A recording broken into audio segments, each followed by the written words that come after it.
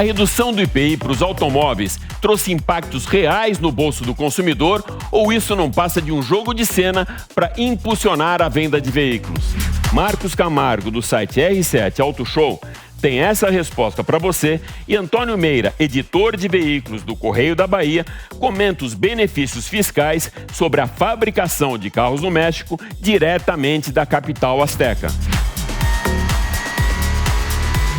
Lançado no Brasil em 2011, o Máquinas na Pan testou a mais nova versão do Chevrolet Cruze Hatch RS. O empresário e craque do universo off-road Kaká Closet faz um raio-x das principais competições 4x4 do planeta e Renato Maia, do canal Falando de Carro, tira o utilitário da lama para comentar a tendência das picapes em 2022 e os seus próximos lançamentos. Que tal uma volta rápida no circuito de Interlagos a bordo de um Porsche de competição? Então se ajeita bem aí no cockpit e aperte o cinto, porque esse momento de altíssima adrenalina e muito mais, você vai acompanhar comigo nesses próximos 30 minutos aqui no Máquinas na Pan. Lembrando que agora você pode assistir o nosso programa também pela TV Jovem Pan News e pelas plataformas digitais da Jovem Pan. Eu sou Alex Rufo e o Máquinas na Pan dessa semana está só começando.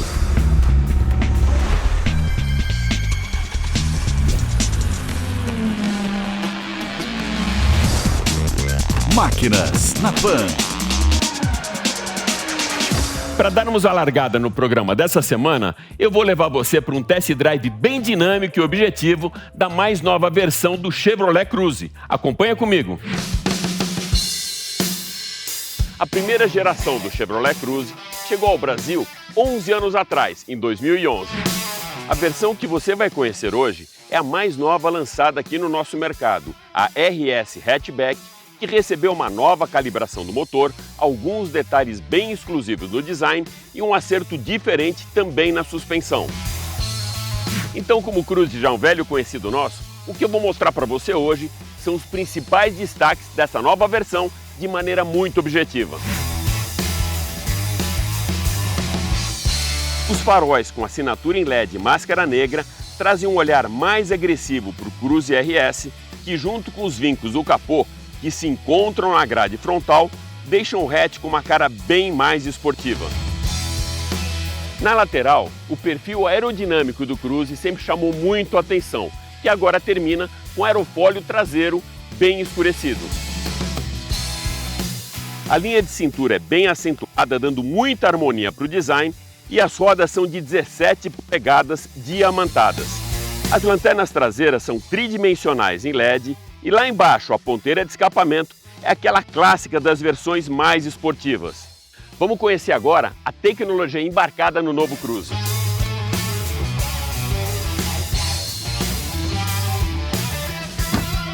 O novo Cruze vem com partida remota e o carro é capaz de identificar o motorista através dessa chave eletrônica, ajustando também o conteúdo de multimídia de acordo com as preferências memorizadas de cada usuário.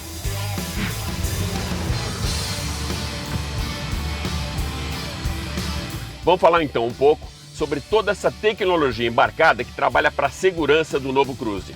O Cruze vem de série com 6 airbags, sistema de monitoramento da pressão dos pneus, câmera de ré, sensor de estacionamento dianteiro e traseiro.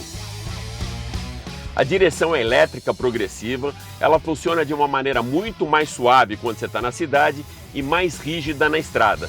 Agora, uma derrapada é o freio, bem que ele podia, esse carro aqui, ele merecia ter aquele comando elétrico para o freio. O motor é o Ecotec 1.4 turbo, 4 cilindros e 16 válvulas. A potência máxima de 153 cavalos é atingida entre 5.600 e 6.000 rotações e o torque de 24,5 kgf é atingido a 2.000 rotações. Bom, vamos acelerar um pouco então?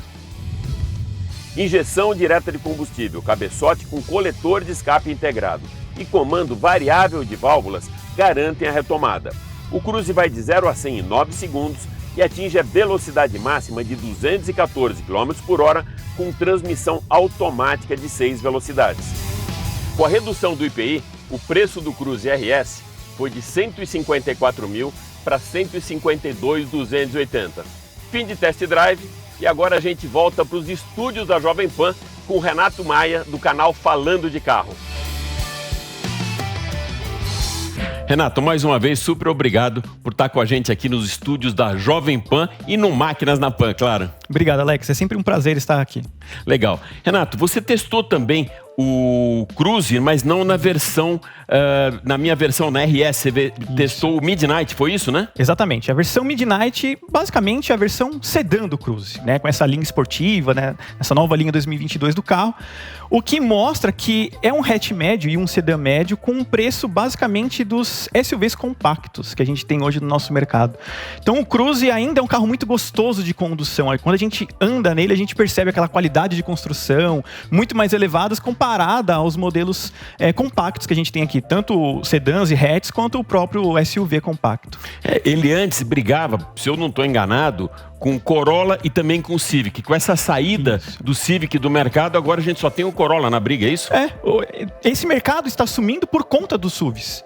Infelizmente, o mercado dos sedãs médios, dos hatch médios, estão sumindo com a ascensão desses SUVs, mas ainda são muito prazerosos de dirigir, principalmente na estrada. Agora, um mercado, Renato, que a gente sabe que não some, que não desaparece, cada vez mais cresce, junto até com os SUVs, é o de picapes, que é a sua predileção, eu já sei disso, né? E sua prata da casa. Fala um pouco aí o que a gente pode esperar de lançamentos. Exatamente. As picapes, eu tinha adiantado para você, nos programas passados que eu vim aqui, que a próxima onda seriam das caminhonetes. E, de fato, isso está acontecendo agora.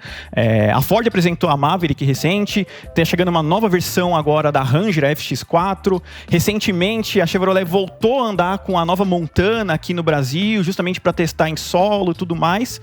Há uma novidade da Ram. A Ram deve fazer um modelo que chama 1200, justamente para concorrer com S10, Ranger, Frontier, que também está mudando. Em abril, essa picape também vai mudar. Então, a gente percebe uma renovação nesse segmento de picapes bem grande. A própria S10 vai ser apresentada em outubro desse ano nos Estados Unidos, mas aqui ela deve chegar só o ano que vem. Renato, a que se deve essa preferência do brasileiro também pelas picapes? Que muita gente falava, não, picape é para o agronegócio, principalmente as grandes, né? Como 3.500 ou a Ram 2.500, mas a gente vê muita picape de grande porte nas ruas de São Paulo, né? É porque o brasileiro sempre gostou de carro grande, né? Com a chegada dos SUVs, as caminhonetes foram perdendo mercado. Porque as caminhonetes eram bem rústicas, poucos equipamentos, sem muito valor agregado, vamos dizer assim. E agora, essa nova geração de caminhonetes que vem chegando, vem muito mais refinada, mais completa, mais luxuosa, tecnologia embarcada. E essa ascensão também, eu acho que se deve muito com a chegada da Toro, que trouxe uma picape um pouco menor para os grandes centros e voltou aquele desejo do brasileiro de ter uma caminhonete de novo. E a gente percebe isso, e tanto é que a Ford trouxe a Maverick, que é uma picape muito mais voltada para o uso urbano. De um outro patamar, né? Que a gente imaginava que a Toro já tinha sido uma disruptura entre as compactas e as médias, e agora chega também a Maverick, né? Exatamente. Ela é um pouquinho maior do que a Toro e, obviamente, menor do que uma Ranger. Então, ela está bem enquadrada naquela caminhonete do limite do tamanho para um uso urbano, para você realmente andar nela como se estivesse dentro de um SUV. E a Maverick, ela proporciona muito bem isso. É uma picape muito mais voltada para um uso urbano do que realmente para o uso off-road. E antigamente, a gente via sempre nas picapes um carro mais duro, com uma suspensão mais rígida. Hoje, a gente sente o conforto como se fosse um SUV. Se você não olhar pelo retrovisor e perceber a caçamba, né? Você tem a impressão ao dirigir, até pela recalibração que tem da suspensão, que você está num SUV, né? Exato. E outro ponto também, por exemplo, a Ford com a Ranger, a Chevrolet com a S10, eles foram arrumando o setup de suspensão de acordo com cada versão e proposta de uso.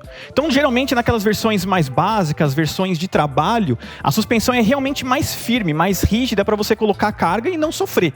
Mas para quem vai comprar uma caminhonete mais completa, vai ser um uso mais de família, para viagem, as versões mais completas dessas caminhonetes têm um ajuste mais soft, que a gente costuma dizer, justamente para ficar mais confortável no dia a dia, principalmente na buraqueira, né, de grandes centros.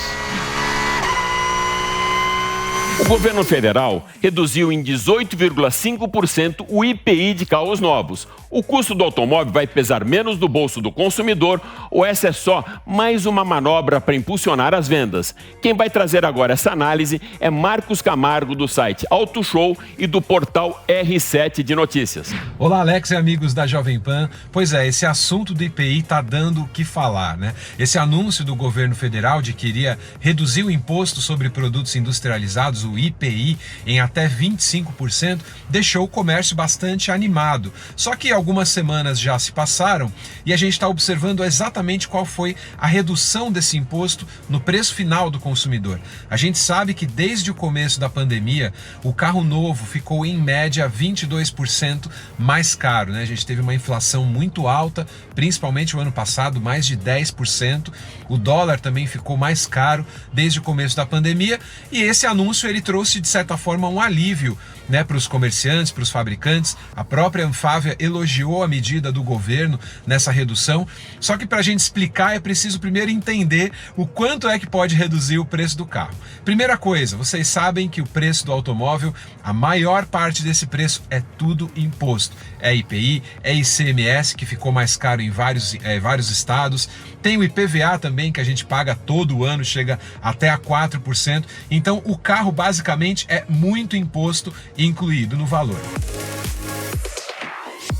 Motores de 1.0 seria assim, de 1.1 até o 1.8 litro, eles ficaram na prática ali entre 1.8% mais baratos. Então essa redução a gente está vendo que na prática ela chega a muito pouca coisa, representando ali no preço final do carro.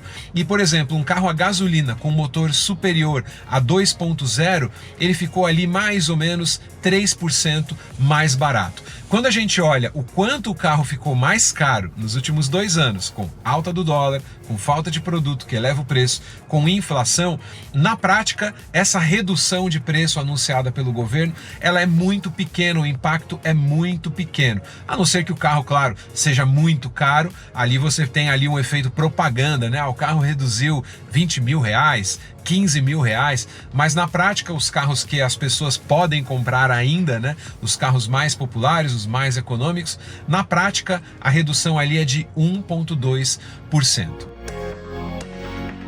De qualquer forma, quando a gente olha o mercado de carros novos no Brasil, você vê que tem uma dificuldade, né, tanto das entidades de colocarem uma projeção, né, quanto que o mercado vai crescer esse ano, porque é um ano difícil de eleição, tem o conflito lá entre a Rússia e a Ucrânia e tudo isso deixa muito difícil da gente fazer uma previsão correta, acertada do mercado.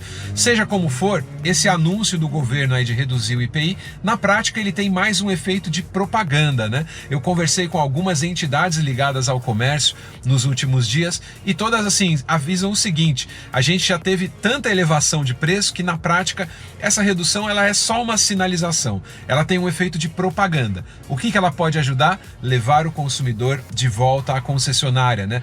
Renato, até pelo comentário do Marcos Camargo, a gente vê que parece muito aquela história de Black Friday, quando primeiro joga o preço lá em cima para depois dar o desconto. Essa é a tua sensação? Olha, parece, mas todo desconto é bem-vindo, afinal de contas, ainda mais em tempos que a gente está vivendo hoje, né, tudo mais caro, abaixar um pouquinho ajuda. Mas eu acho que esse desconto no IPI, né, lembrando que esses 18%, os 25%, é em cima da própria redução já daquela porcentagem do IPI, não é reduzir 25% no valor do carro, né? E um outro ponto, eu acho que para modelos mais caros, isso vale a pena. Um carro de 500 mil, você tem uma redução ali 2, 3%, vale muito a pena. Mas carros mais baratos, bem entre aspas, né? Porque hoje não tem mais carro barato no Brasil, aquela redução de 1% vira mais ou menos 600 reais, R$1.000. Eu acho que não faz tanta diferença assim. Num carro mais segmentado, eu acredito que vale a pena. Mas no carro mais barato, não é tanto refresco assim.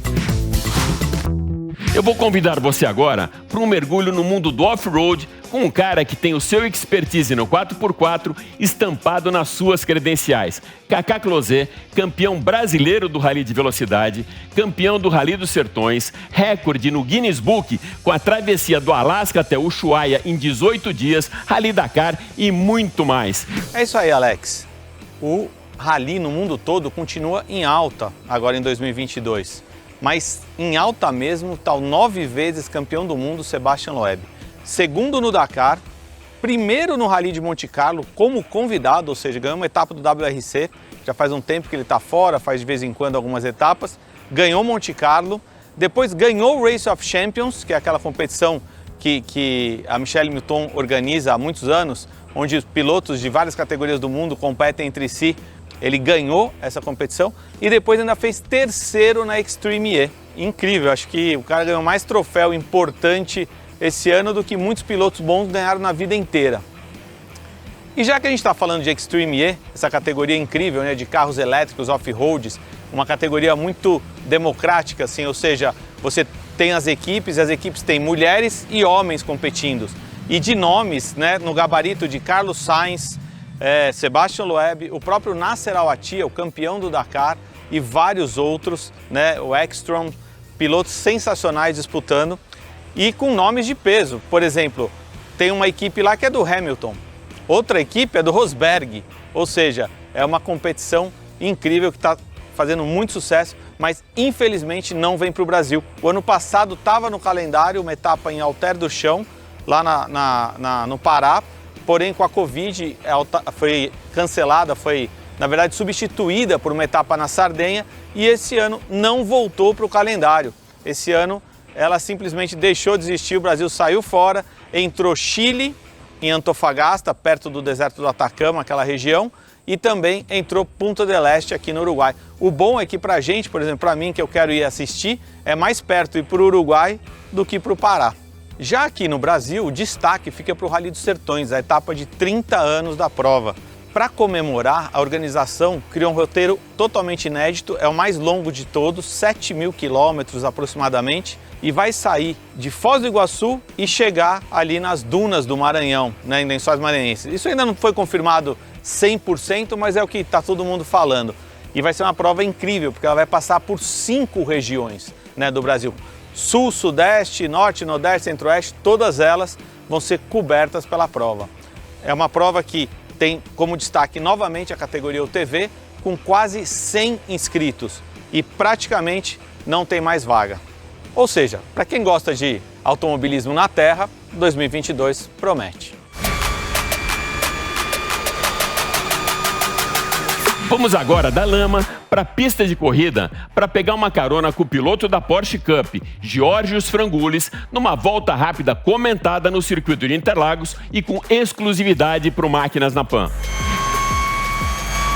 Fala Alex Rufo, pessoal do Máquinas na Pan.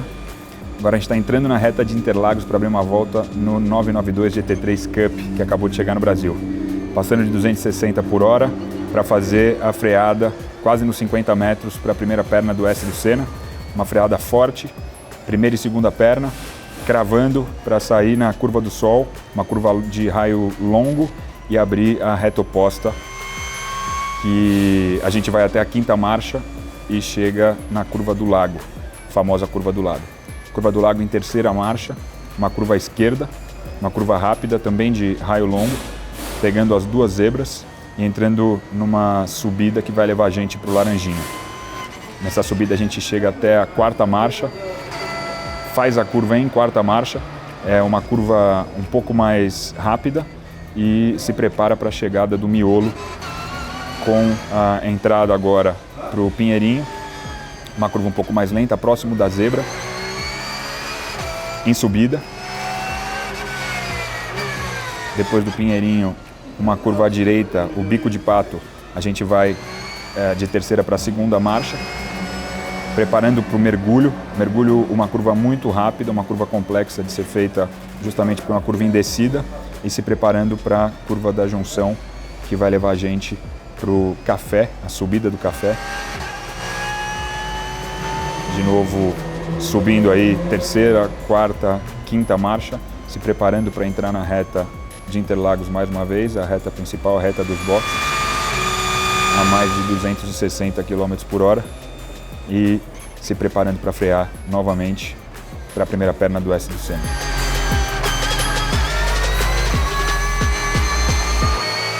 Você sabe as diferenças do Porsche que vai para a pista daquele que você vê pelas ruas da cidade? Quem vai contar tudo isso pra gente é o chefe de Relações Públicas da Porsche Cup, Luiz Ferrari.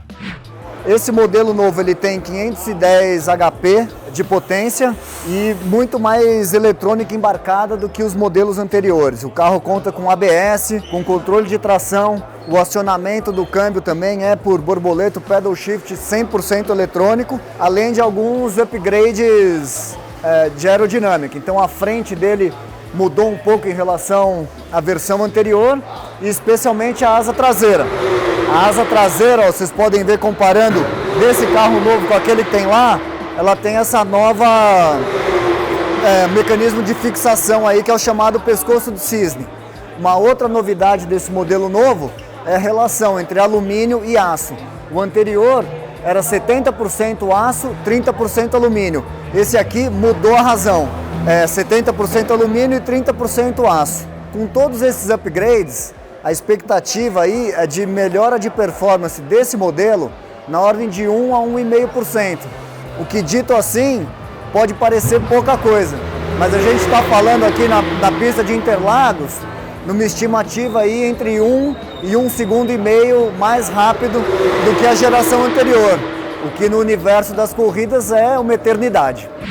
Renato, você já acelerou para valer algum super esportivo numa pista de corrida? Olha, o que eu mais pude chegar perto numa pista de corrida assim, principalmente o novo Porsche GT3. Eu acho que é um semipista de fato, é um carro que tem praticamente a mesma motorização dos GT3 Cup, justamente voltado para o asfalto. É um carro civilizado, com placa, né? E é impressionante a capacidade de poder desses esportivos que antigamente a gente falava, nossa, quando que será que eu vou andar num carro de corrida na rua? E hoje isso existe, né? É impressionante. As montadoras às vezes proporcionam pra gente mais um circuito fechado, né? Pegam um circuito mais no interior, não em Interlagos, né? E com cone na pista e muitas vezes até com o instrutor do lado. Sim. Mas legal deve ser essa volta que a gente acabou de ver aí mesmo, da Porsche Cup com o piloto. Mas um dia a gente chega lá e a gente vai ter a nossa super licença também, né, Renato? Um dia a gente vai tirar aquele gostinho de andar. Nessa semana, aconteceu o lançamento do Volvo 100% elétrico, o C40, lá na Cidade do México. E eu aproveitei para trazer aqui para o programa o comentário de Antônio Meira, do Correio da Bahia, diretamente da capital azteca, sobre os benefícios fiscais e também operacionais que levam algumas montadoras a fabricar esses carros no México para depois trazê-los aqui para o nosso mercado. Oi, Alex. Bom falar com você, com o seu público. Estou aqui no México, você está chegando aí também, né? A gente veio para o lançamento de um elétrico da Volvo, que você vai mostrar logo mais para seu público. E é um mercado muito rico, muito interessante, principalmente para os brasileiros, porque tem muito produto que é produzido aqui que vai para o Brasil, né? Por exemplo, o Chevrolet Equinox, logo mais vocês vão ver esse carro que ganhou um facelift. E aqui no México a gente já vê rodando. O Tiguan, que vai daqui para o Brasil também, a gente já vê rodando. O México é um celeiro de carros muito interessante porque ele abastece também o mercado norte-americano. Então você tem uma produção local muito rica e as marcas premium começaram também a explorar esse mercado. Você tem produção local aqui já de BMW, de Audi, tem umas marcas, por exemplo, como a Nissan. Por acaso a Nissan é líder desse mercado. A Nissan, ela tem mais de 20%, o carro mais vendido aqui é a Nissan. A picape Frontier aqui, para você ter ideia, foi o terceiro carro mais vendido em 2021. Uma curiosidade também sobre essa marca japonesa é, em 2016, o Kicks foi lançado no mercado brasileiro. Na época, as Olimpíadas foram realizadas no Rio de Janeiro. Esse carro chegou primeiro ao mercado brasileiro. Os brasileiros tiveram a preferência no lançamento do Kicks, mas o carro era produzido aqui no México. São coisas muito interessantes que você tem na indústria. Outros fabricantes, por exemplo, como a Ford, ela lançou 2 produtos recentemente no mercado brasileiro que são produzidos aqui, que é o Bronco Sport e a picape Maverick. São todos produtos locais, produzidos aqui no México e que abastece também o mercado americano. Outro produto que é produzido aqui da Ford, que abastece aos americanos e que vai chegar em breve ao mercado brasileiro, é o Mustang elétrico, o SUV do Mustang. Ele é produzido para as Américas, aqui em território mexicano. É um mercado muito interessante, vale a pena vocês observarem. A Nissan é líder, a Chevrolet também tem um protagonismo aqui, a Volkswagen, a Kia tem crescido muito aqui também, do grupo sul-coreano aí, Hyundai e Kia. Eles elegeram a Kia para ter uma produção maior aqui. O Rio, que era vendido até pouco tempo no Brasil, é produzido aqui no México. É um mercado aí que é muito interessante vocês observarem. Renato, a gente estava no México essa semana aqui para o lançamento do C40, né, da Volvo, que é o primeiro carro da Volvo que já nasceu 100% elétrico, né? Ele não vem daquela linha de primeiro híbrido para depois se transformar no elétrico. E uma coisa bem legal aí que o Antônio Meira comentou é do mercado do México, principalmente com aqueles benefícios que sempre foram utilizados até pelos brasileiros, né, para importar carros, fabricar os carros no México, como a gente também já teve na Argentina isso, né? Exato. É que no México a produção, o custo de produção é muito barato comparado ao nosso mercado. O custo de produção no Brasil é muito alto. Mas com a elevação do dólar, isso está começando a ficar mais parelho, tanto trazer o carro quanto produzir regionalmente aqui no Mercosul também. Mas algumas montadoras ainda insistem, né, em trazer, justamente porque no México a qualidade das fábricas são superiores às nossas. A gente tem fábricas com padrão de construção um pouco inferior comparado ao mercado mexicano que fornece para os Estados Unidos. Então é por isso que as plantas do México são mais avançadas. E por isso que lá vem produtos melhores. Vem o próprio Maverick, que vem importado de lá, a Chevrolet traz o Equinox, a própria Nissan traz o Versa, que é vendido atualmente, mas já foi mais vantajoso, hoje nem tanto. Inclusive, o mercado americano ele utiliza muito o México como uma extensão do Parque Fabril. Renato, super obrigado aí por mais uma vez estar com a gente, agora presencialmente aqui nos novos estúdios e com o novo logo, que você até falou, parece um pouco o logo do Chelsea, né? Mas está muito bonito mesmo. Muito obrigado mesmo, cara, por ter sido nesse programa aqui o meu Wingman. Imagina, Alex, eu que agradeço o convite. Como sabe, precisando a gente está aqui. Valeu, cara, muito obrigado. Obrigado. É isso aí. O Máquinas na Pan dessa semana fica por aqui, mas vale lembrar que você pode acompanhar toda a nossa programação em vídeo pela TV Jovem Pan News e pelas plataformas digitais da Jovem Pan. Super obrigado pela sua audiência e até a próxima. Valeu!